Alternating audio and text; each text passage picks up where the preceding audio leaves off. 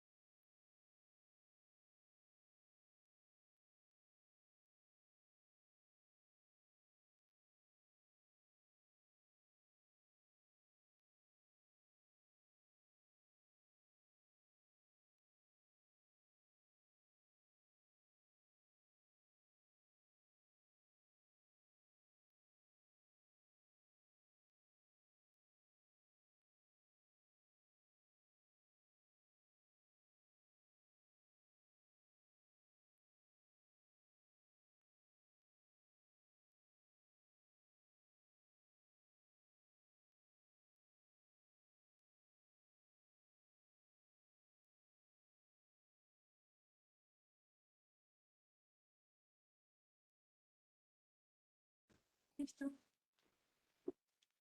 Buenos días a todos. Hoy nos toca el último encuentro del curso de extensión universitaria, donde hemos hablado de clínica, diagnóstico y tratamiento de las principales infecciones bacterianas y parasitarias.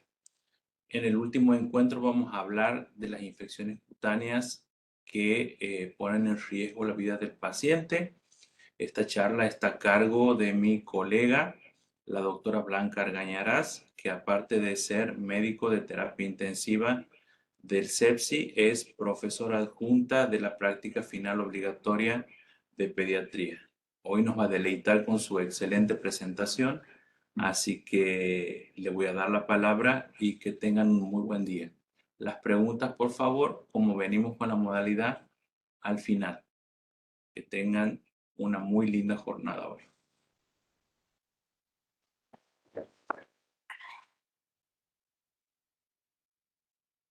¿No? ¿Ya? ¿Se escucha bien? Bueno, hoy vamos a hablar un poquito de las infecciones cutáneas que ponen en riesgo la vida del paciente y un poco de shock tóxico, que es una de las complicaciones más importantes y más graves de esta patología. Bueno, cerramos. Ahí está. Bueno. Dentro de lo que vamos a ver un poquito la introducción, cómo se clasifican, para repasar un poco lo que se ha visto la charla pasada. Vamos a hacer un análisis de los factores de riesgo en general. Vamos a repasar un poquito de erisipela celulitis. Vamos a ver las infecciones necrosantes y los síndromes de shock tóxico, tanto por estáfilo como estreptocóxico. Y para terminar, un caso clínico. Como introducción podemos decir que la piel es el órgano más importante que tenemos, que las infecciones de piel y partes blandas son muy frecuentes y que en la mayoría de los casos, sobre todo en pediatría, se trata de casos leves. Solamente en ocasiones pueden provocar complicaciones locales y sistémicas graves, que son las que vamos a ver ahora, y depende de eso mucho el reconocimiento precoz y el adecuado manejo que tengamos, tanto médico como a veces se necesita también un tratamiento quirúrgico, que es muy importante. Para recordar, dentro de la clasificación, y de acuerdo a la nueva clasificación, se clasifican en supuradas, donde tenemos la formunculitis, el antrax y los abscesos cutáneos que han sido desarrollados aquí por mi colega.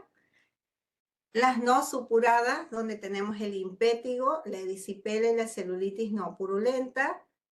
Y las infecciones graves, que son las fascitis necrotizantes, que afecta a la fascia, la mionecrosis, que afecta al músculo, y la gangrena gaseosa, que afecta a toda la estructura.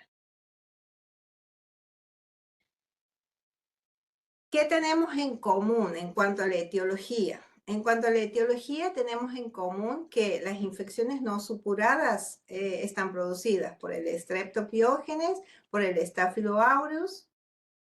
Las infecciones supuradas en su mayoría por el Staphylo aureus y las infecciones necrosantes por el Streptopiógenes, los anaerobios y los clostridios. Dentro de estas, las infecciones más graves y más importantes son las producidas por el clostridio.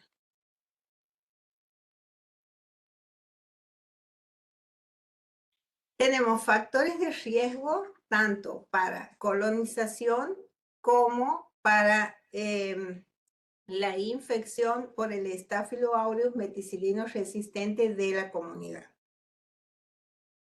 Dentro de la colonización, los factores más importantes son el sexo masculino, ser menor de 6 meses, convivir con trabajadores de la salud, asistir a las guarderías, las madres con Staphylo aureus meticilino resistente, las enfermedades crónicas que existan en la piel y la sinusitis crónica.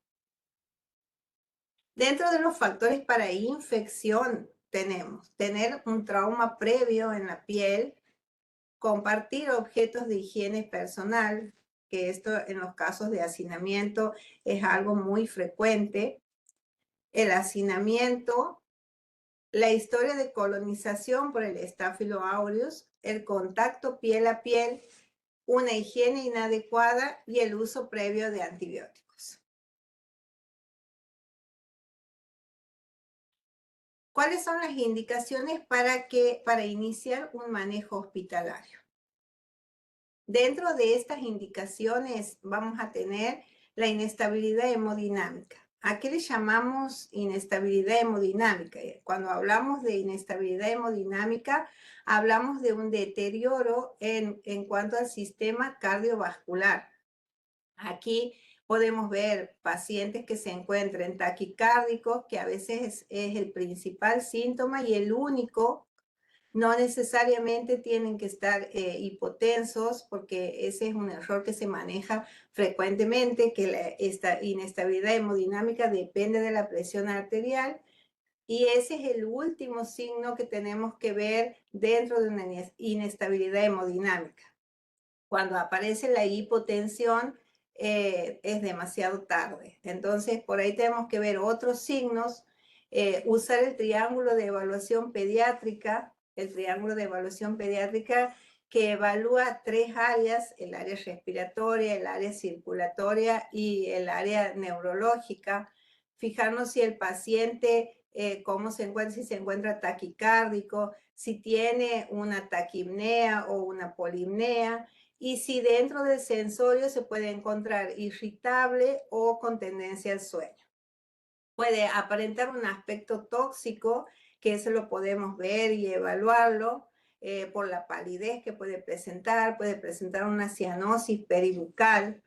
Otra cosa que podemos tener en cuenta en cuanto a estas infecciones es que la progresión sea rápida, que nos consulten por una pequeña lesión y que en menos de 24 horas la lesión sea más extensa, que tenga comorbilidades. Siempre es importante preguntar si dentro de esto la diabetes, la obesidad en los niños, que a veces es muy subestimada y no la tomamos en cuenta. A lo mejor tomamos más en cuenta el estado de desnutrición y no el de obesidad, y el estado de obesidad es un estado de inflamación permanente. El niño obeso o el adulto obeso de por sí tiene un síndrome de inflamación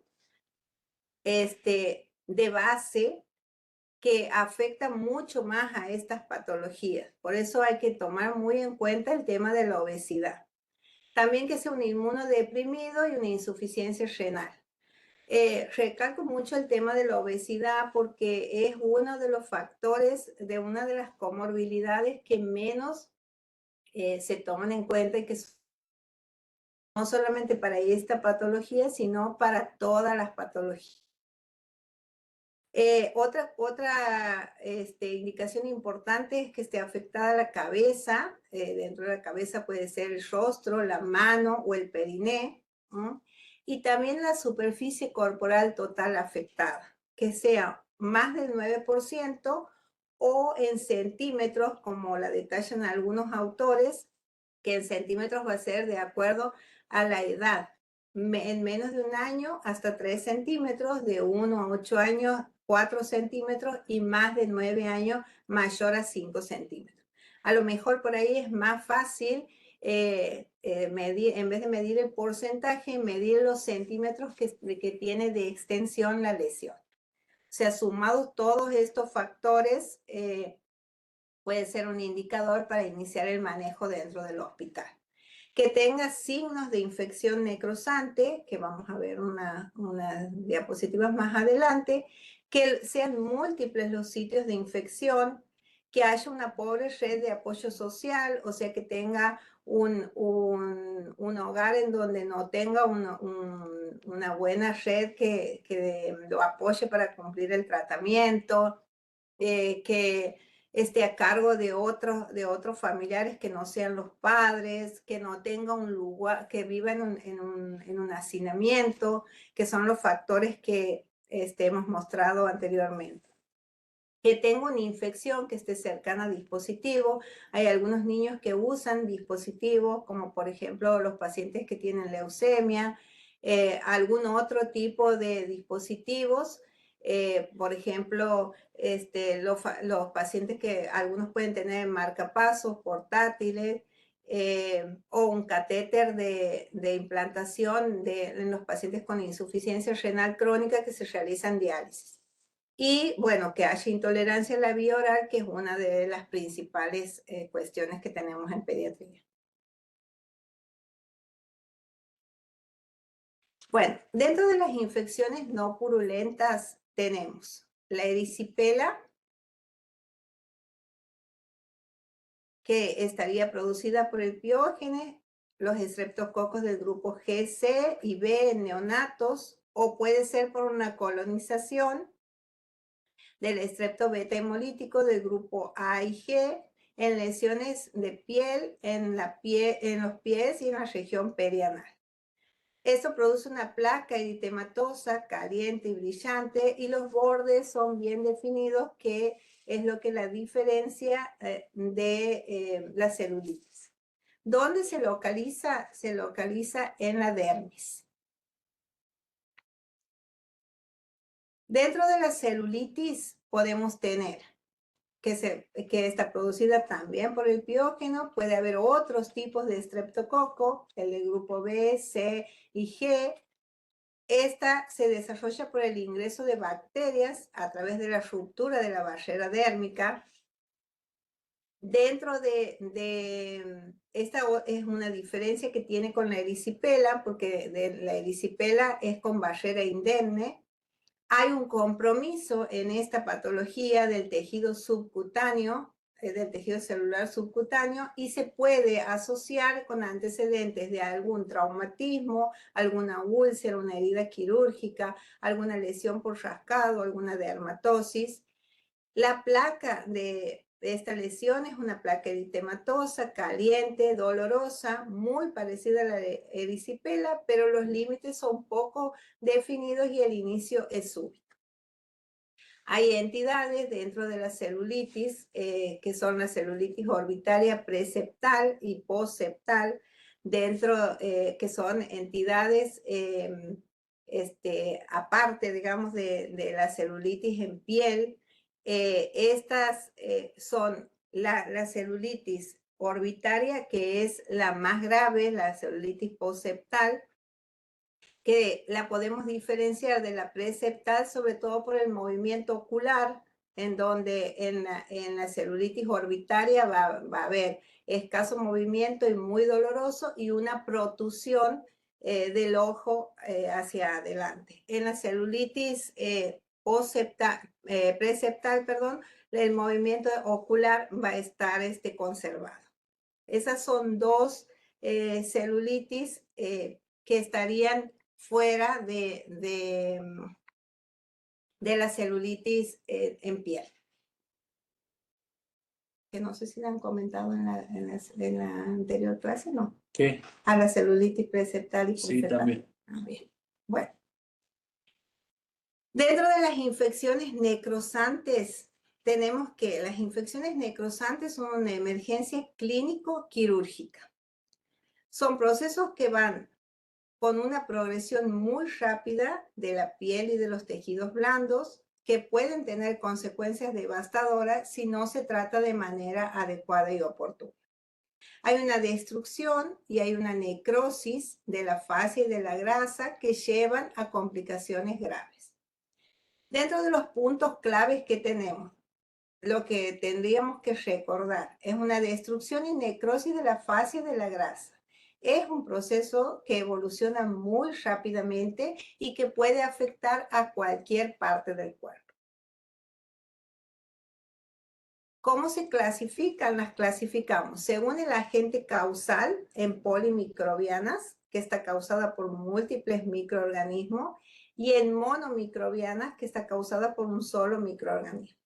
Y según la localización podemos tener la fascitis necrosante, que se encuentra en la fascia, la celulitis necrosante y la mionecrosis que se encuentra en el mono.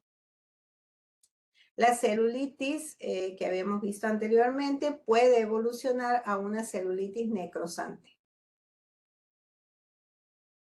Dentro de la microbiología habíamos dicho que podían ser causadas por polimicrobiana o monomicrobiana, y los agentes patógenos que tenemos son los biógenes, el Staphylococcus aureus, el Clostridium, que nos dan las infecciones más graves, y las aeromonas.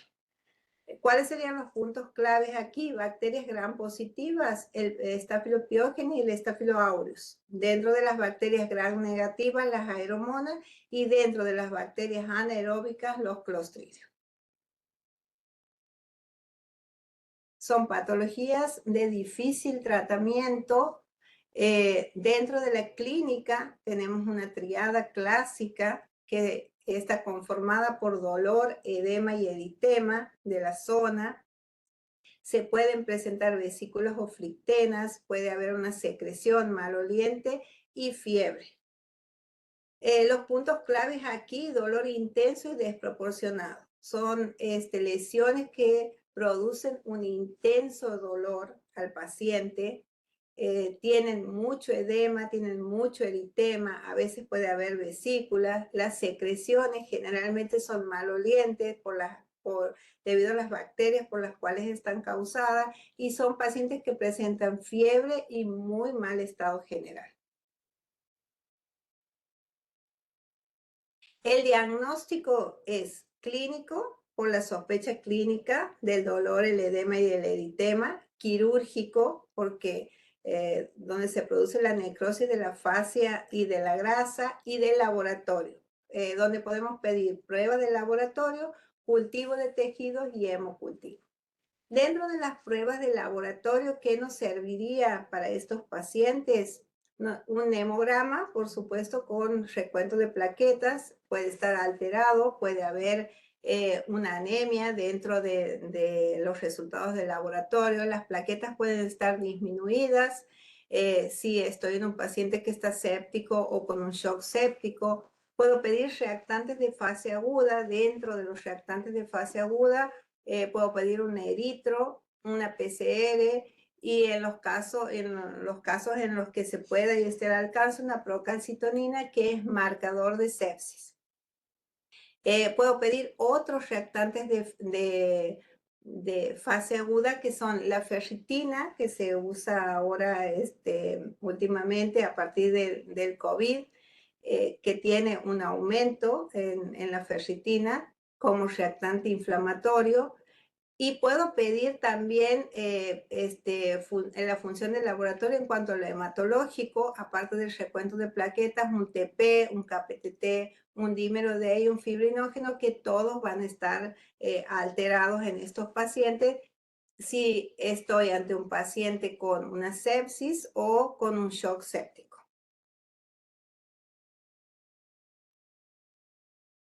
Dentro del tratamiento tengo principalmente la cirugía. Es muy importante el debridamiento de las lesiones hasta obtener tejido sangrante.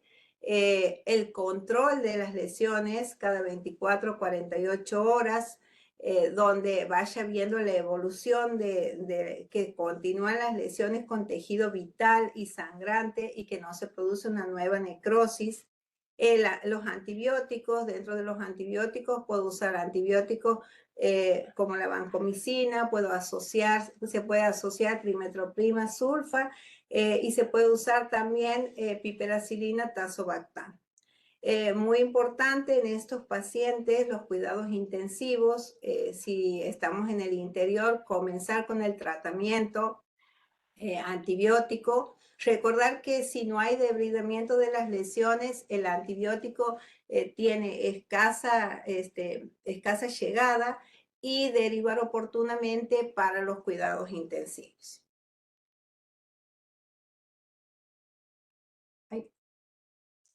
Bueno, estas infecciones graves me pueden producir unos síndromes mediados por toxinas bacterianas.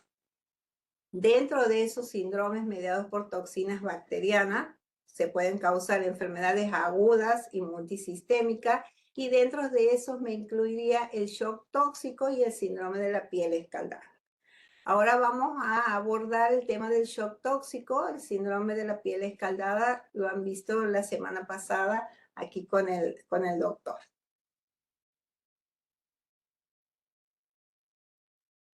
¿Cuál es el mecanismo del daño? El mecanismo del daño dentro del shock tóxico. El shock tóxico es un síndrome que puede estar producido tanto por el Streptococcus pyogenes o por el Staphylococcus aureus.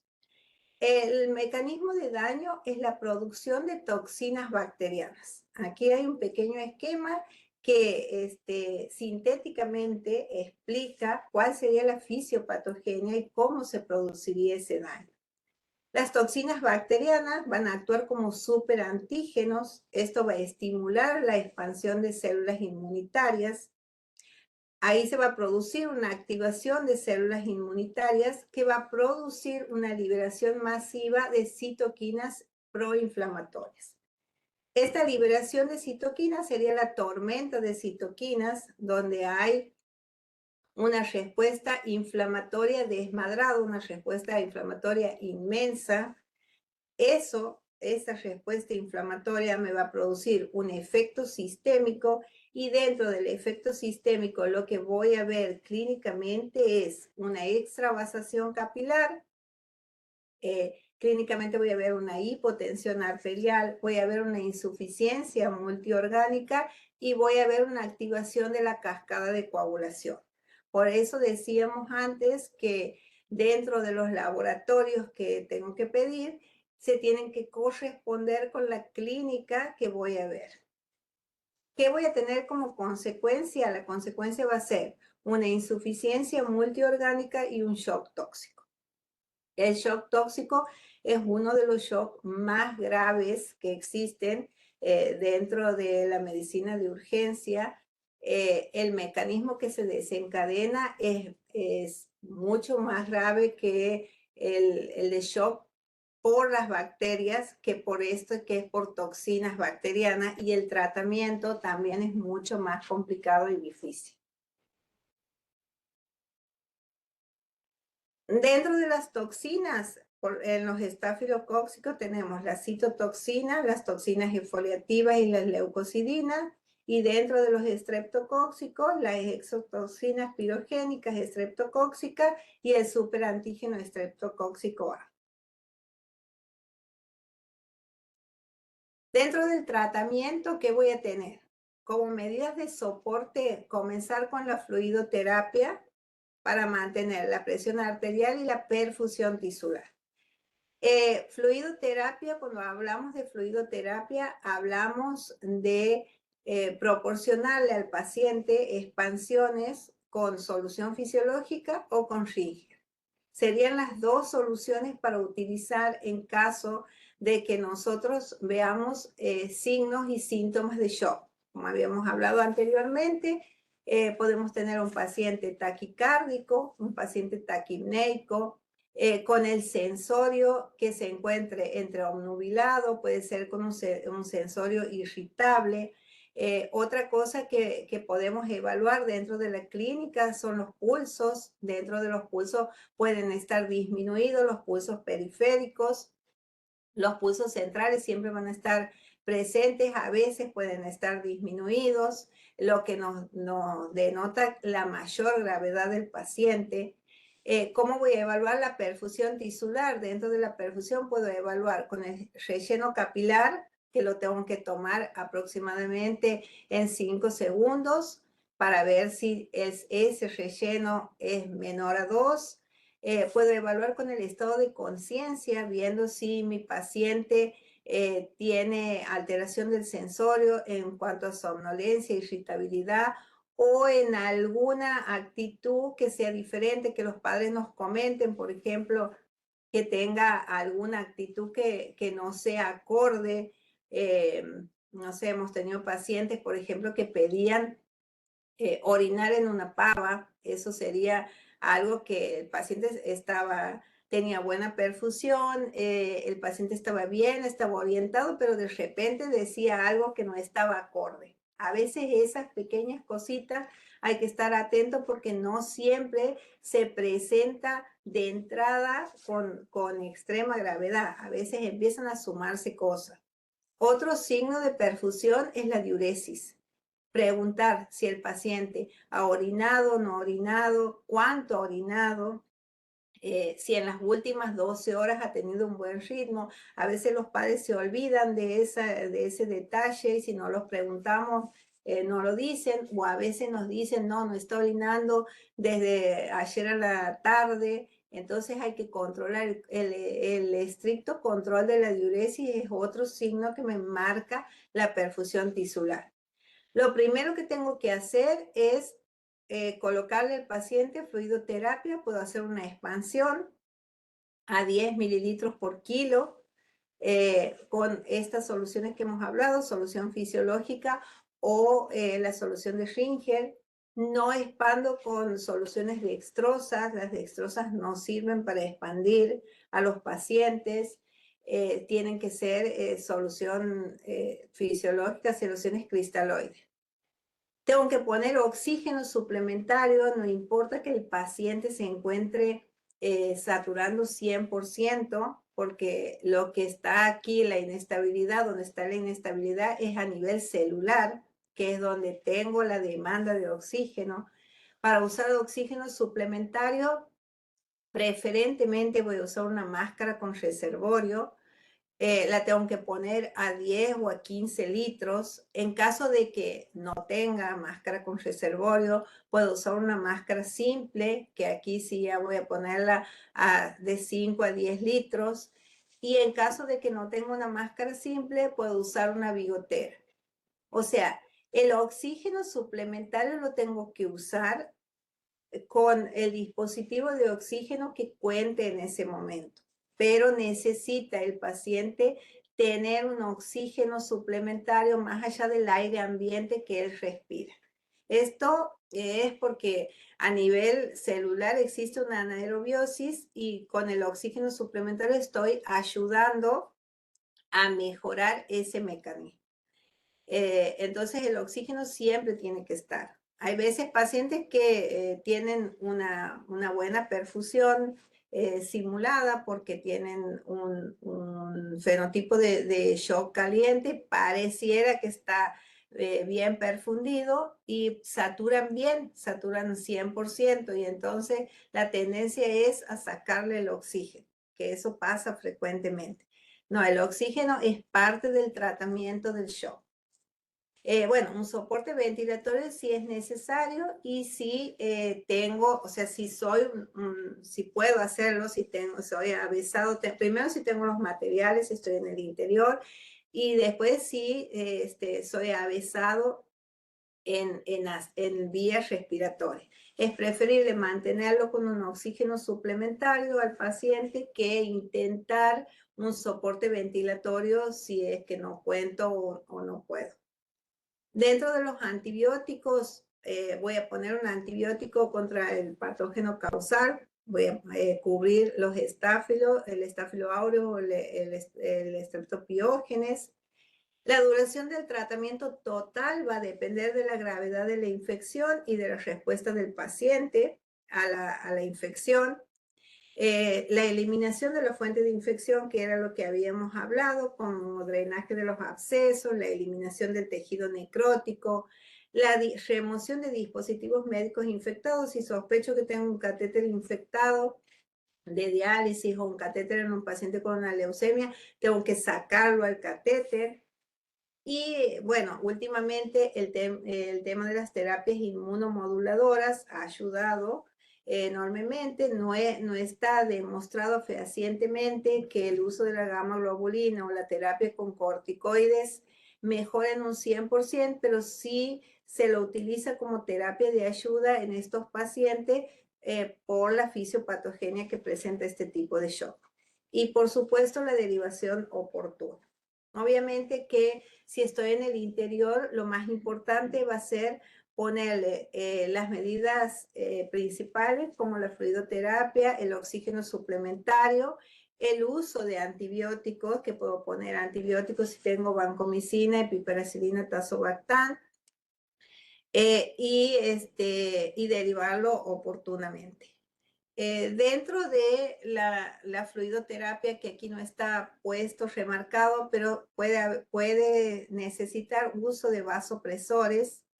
Dentro de los vasopresores, lo que tenga, si estoy en el interior, como noradrenalina, adrenalina, dopamina. A veces hay en algunos hospitales hay dopamina, sin temor al uso de los vasopresores. Por ahí el tema de la vía causa un poco de temor, que la vía es periférica.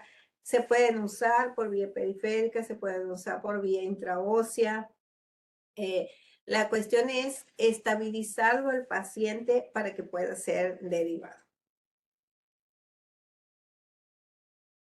Bueno, dentro de lo importante, el tratamiento iniciado lo antes posible. El tratamiento tanto de sostén hemodinámico como el tratamiento con antibióticos. Eso hace que previene las complicaciones y reduce la mortalidad. Identificar el patógeno causal es muy importante para poder guiar el tratamiento antibiótico, cambiar el antibiótico que tiene o continuar con el mismo. Y bueno, la medicina individual, la medicina que se usa ahora de acuerdo a la gravedad del paciente, individualizado, de acuerdo a la infección y a la respuesta que tenga este. Bueno, ahora para terminar, les voy a presentar un caso clínico que hemos tenido aquí en el hospital, que sí ha sido un caso difícil al principio, y que también hace alusión a el título de esta charla, que es Más allá de la superficie. Bueno, nuestro caso clínico es Julián, que es un bebé de 3 meses procedente de la banda, que ingresa con un cuadro de 4 días de evolución, que inició con fiebre, consultó en el Hospital Zonal, donde se le indicó paracetamol, y según lo que relata la madre, en las últimas 24 horas le notó una picadura, una picadurita con un pequeño edema facial. Comenzó con fiebre, decide consultar en consultorio privado y desde ese consultorio privado es derivado. Como antecedentes perinatológicos no tenía nada relevante. Sí, sí había estado internado en neo por 1 mes para recuperación nutricional, porque había nacido con 2 kilos 100. Tenía lactancia materna exclusiva, tenía el examen de fondo de ojo y los errores congénitos normales. Las otoemisiones acústicas no pasaban el oído izquierdo. Y como antecedentes socioambientales vivían 3 personas con necesidades básicas satisfechas, y sí tenía un antecedente muy importante, que era la vacunación incompleta. Solamente tenía la vacuna de 1 mes. En el examen físico de ingreso era un paciente con temperatura de 38,5, con una frecuencia cardíaca elevada de 220, con una frecuencia respiratoria de 65, o sea, lo que decimos era un paciente que estaba taquicárdico, taquipneico, saturaba bien, saturaba 96% con aire ambiental, a pesar de que tenía fiebre y tenía regular perfusión. En cuanto a los parámetros antropométricos, tenía una talla de 60 con un percentilo en 90, un peso de 5 kilos, que también estaba un percentilo normal en el 25 al 50%, una TA arterial de 80-40 con un índice de shock de 2,3. El paciente estaba en regular a mal estado general, febril, irritable, las mucosas estaban semihúmedas, estaba pálido con una palidez generalizada, con una fontanela deprimida, el relleno capilar era mayor a 2 segundos, estaba hemodinámicamente compensado a expensas de la taquicardia que tenía una buena mecánica respiratoria, no se escuchaba ningún ruido sobreagregado. El resto del examen era dentro de todo normal, estaba con diuresis, tenía una diuresis positiva y sí se observaba, como se ve en la foto, una placa que era eritematosa, caliente, impresionaba dolorosa la palpación del niño, no tenía límites netos y ocupaba la región malar derecha, se extendía a la mejilla, la zona preauricular y cervical y tenía un edema moderado. Este paciente llega, la verdad que cuando llega el estado general no lo mostraba, a pesar de los parámetros que tenía, no se lo veía gravemente enfermo a la visión general, entonces ha sido como tomado como una lesión de piel, nada más, consultado con dermatología como una lesión de piel, pero el paciente detrás de esa lesión de piel escondía una sepsis, un paciente que estaba grave. Se solicita el laboratorio, dentro del laboratorio tenía una anemia, como habíamos dicho anteriormente, pueden ser pacientes que presenten anemia por la consumición por bacterias, por un hematocrito del 26%, una hemoglobina de 8, los blancos estaban elevados, 24.500 blancos, con 6 encallados, 70 segmentados, un eritro elevada, muy elevada. También sabemos que el eritro no es marcadora actualmente de infección, sino de inflamación y que se puede elevar por muchas causas. Aquí podría haber estado elevada por la anemia en caso de que tengamos otro tipo de paciente. En ese momento era lo único que por guardia se realizaba en el hospital. Una urea y una creatinina dentro de valores normales, una GOT y una GPT también dentro de valores normales, un estado ácido-base que me mostraba que el paciente estaba taquipneico porque tenía la PCO2 disminuida, sin acidemia, un ionograma que estaba dentro de lo normal, sí tenía un TP de 52%, un KPTT normal, las plaquetas estaban aumentadas, el dímero de marcador también dentro de los parámetros inflamatorios, el dímero D estaba aumentado y el fibrinógeno también estaba aumentado. El lactato también estaba aumentado, era de 3, que nos marcaba sepsis y no shock séptico porque tendría que haber sido más de 5. Bueno, dentro de los planteos diagnósticos que se hicieron con este niño es una celulitis facial de rápida progresión. Recordemos que el paciente tenía una consulta previa en otro hospital. Era una celulitis que había progresado muy rápidamente desde una picadura, que era lo que nos refería la madre. Dentro de sus factores de riesgo era un lactante prematuro, que no estaba vacunado y tenía signos sistémicos de sepsis y de shock séptico. Bueno, se decidió su ingreso al shock room, el monitoreo estricto de los signos vitales, de la perfusión y se comenzó con el antibiótico empírico. Bueno, este es el paciente pre y es el paciente post después de unas horas de antibiótico y del manejo de la parte tanto hemodinámica como la parte infectológica. Ven que el resultado del paciente es otro niño, y esto ha sido a las pocas horas, digamos, del ingreso. La importancia, lo traigo a este caso por la importancia de ver más allá de la superficie de la piel. Este paciente tenía otros factores de riesgos agregados, y que el tratamiento oportuno, tanto de la parte hemodinámica como de la parte de la antibiótico terapia, pueden concluir con final feliz.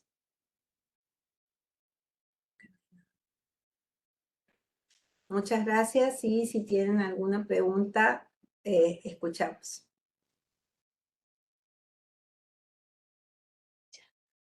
Pueden escribir en el chat también.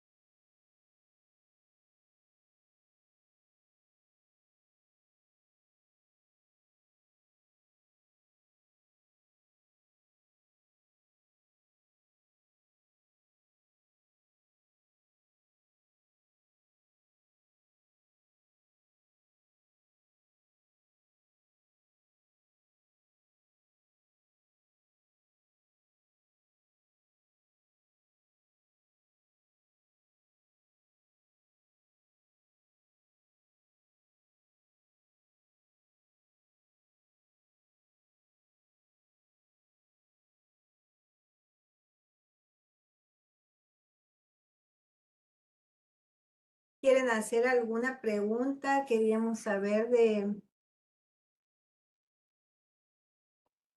Ahí están preguntando algo. ¿Qué A ver, ¿qué dice? infecciones cutáneas son comunes en los niños, sobre todo en el rostro? Sandra Rivera. Sí, contesta. Con respecto a las infecciones cutáneas en el rostro, lo más común son las celulitis, ¿sí? Más allá de eso, hay que tener en cuenta siempre en la celulitis en menores de 3 meses o 4 meses o los niños no vacunados, teniendo en cuenta el estafilococo, teniendo en cuenta el hemófilos influenza y el neumococo, que son gérmenes que se han ido erradicando gracias a la vacunación. Es la infección mucho más bacteriana, más frecuente en el rostro. En el caso de los lactantes, ¿sí? En el caso de los adultos, la celulitis en el rostro es mucho menos frecuente. Lo que podemos ver en el caso de los adultos es el tema de los forúnculos que se da habitualmente en pacientes con forunculosis recurrente, que son pacientes colonizados con el Staphylococcus aureus meticilino resistente de la comunidad. Buen día, doctora, muy interesante. Lo que quería comentar que yo he visto como un inicio de celulitis, pero en aquellos chicos que han tenido varicela, las lesiones que se sobreinfectan y generalmente por la falta de higiene, porque la comunidad interpreta que no se deben tocar y no los bañan los niños. Entonces, habría que insistir eso desde el consultorio, que se debe hacer la higiene. Lo mismo que los bebés, a veces que no los bañan por el frío, y he encontrado lesiones tipo intertrigo en las axilas, en la ingle, serían factores de riesgo también para este tipo de infecciones. Sí, sí, en las primeras diapositivas ahí donde mostramos la falta de higiene por esto de no bañarse por el frío, no bañarse por la varicela, que son mitos que están en la comunidad y que sí, desde la atención primaria se debería erradicar eso, o sea, es más, baños frecuentes con la varicela, los baños comunes en un lugar caliente para el bebé, porque sí es común que a partir de ese episodio, o sea, a partir de que no se bañen, en los bebés que son, a veces que son gorditos, se junta, se produce una mínima lesión y puede haber una invasión por el estafio, por el estrepto, y sobre todo si tienen algún factor, algún antecedente. Buenos días. Una Buenos días. consulta. En el Sí. recién nacido, secundario a la colocación de las vacunas en el muslo, ¿las celulitis las tengo que considerar solo por estáfilo o por algún germen asociado? No, en el caso del muslo, primero y principal, hay que tener mucho más énfasis con el tema de la asepsia, porque la verdad que un niño haga una celulitis en el muslo por una vacuna es bastante grave por el tema de que hay una falta de una asepsia adecuada, pero siempre hay que considerar el estáfilo como primer germen. Muchísimas gracias. Siempre que De considera nada. El estáfilo. Infecciones cutáneas, eso ya está bien. Sandra nos pregunta de la respuesta que le ha dado el doctor. ¿Qué medidas de prevención recomienda el doctor? Para las infecciones de niños con Cutáneas. higiene. Siempre todo esto tiene que ver con el tema de la higiene, es fundamental. La higiene común y corriente, el lavado de manos frecuente. En el caso de, por ejemplo, las infecciones como tipo impétigo, que son altamente contagiosas, el lavado de manos es fundamental en este tipo de cosas. Más allá de eso, no se olviden que nosotros tenemos a disposición 2 flyers que hemos realizado para que tengan en sus centros de salud de la prevención de infecciones cutáneas y parasitarias, que se los podemos mandar por mail, ¿sí? Pero siempre el tema de el baño frecuente, el tema del lavado de manos es fundamental para prevenir este tipo de infecciones. En el caso de que tengamos un paciente, como hablamos en la clase pasada, que sospechamos que el paciente tiene un estafilococo meticilino resistente, que son estos pacientes que tienen infecciones de gravedad, repetición, forunculosis a repetición, varios miembros de la familia, el tema de las infecciones cutáneas a repetición, lo que hay que hacer es la decontaminación cutánea de este germen. La decontaminación cutánea se realiza con la mupirocina, que se coloca a nivel nasal 2 veces por día durante 5 días, y los baños con clorexidina. Más allá de eso, no se olviden, como hemos visto en la clase pasada, una decolonización o decontaminación no es efectiva para erradicar completamente estos tipos de gérmenes que forman parte de la flora cutánea y transitoria de la piel. Por lo tanto, en el caso que sean muchas infecciones de gravedad, repetición, se recomienda algunas veces hacer el tema de la decontaminación 5 días al mes.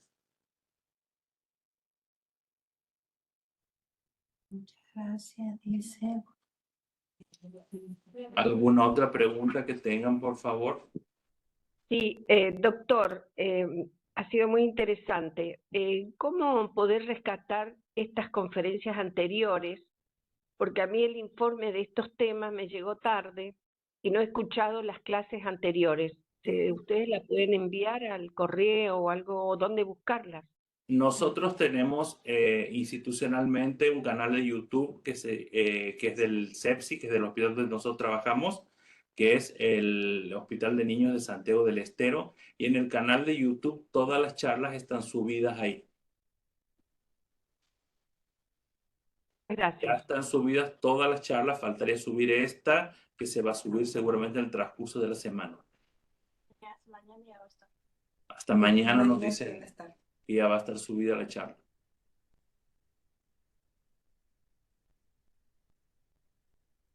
¿Qué cosa vieron la vista por Instagram o Facebook oficial del Cualquier cosa, la licenciada Coria nos realiza avisos por las redes sociales, tanto Facebook o Instagram. Sí, bueno. ¿Alguna otra pregunta más?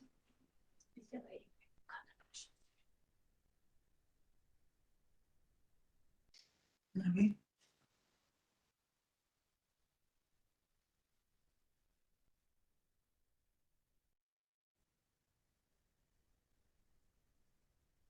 Me parece que...